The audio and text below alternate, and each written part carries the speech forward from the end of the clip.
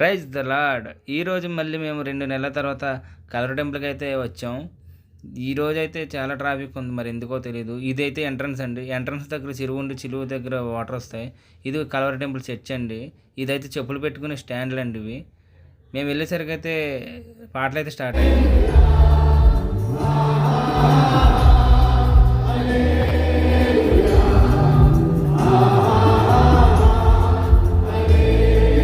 ఇతర రాష్ట్రాల్లో సువార్త ప్రకటించలేకపోయినా టీవీ ద్వారా యేసయ్యను గురించినటువంటి సత్య సువార్త ప్రకటించబడే అవకాశం ఉంది.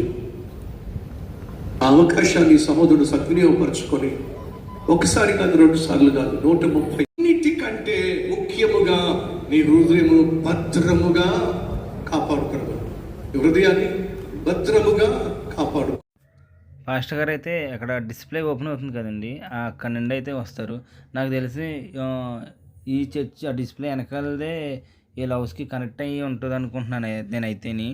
వద్దు అంటున్నప్పటికీ సొలొమోను దేవుని మాట లెక్క చేయలా. ఈరోజు బలారాధన కాబట్టి మేమైతే ద్రాక్షరసము రొట్టె తీసుకున్నాము. ఇవి అందరికీ ఇవ్వరండి. ఎవరైతే బాప్తిస్మం తీసుకుని రక్షణ పొందుకుని ఉంటారో వాళ్ళకి మాత్రమే ఇస్తారు.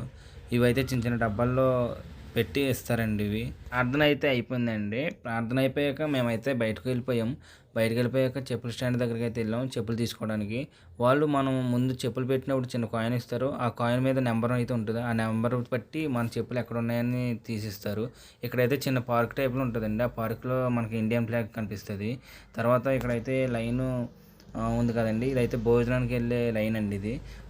టోకన్ తీసుకున్న వాళ్ళకో లైను, టోకెన్ తీసుకోకుండా వచ్చిన వాళ్ళకి లైన్ అండి. ఇదైతే భోజనం చాలండి. ఇక్కడ ప్లేట్లు అయితే తీసుకుని మనం శుభ్రంగా కడుక్కొని మనం అయితే భోజనం పెట్టే దగ్గర లైన్లో అయితే ఉండాలి. ఇక్కడైతే లైన్లో అయితే ఉన్నాము మేమైతే. 12 గంటల ఆరాధనకు వచ్చిన వాళ్ళకి అయితేనే ఈ భోజనం అయితే దొరుకుతుందండి.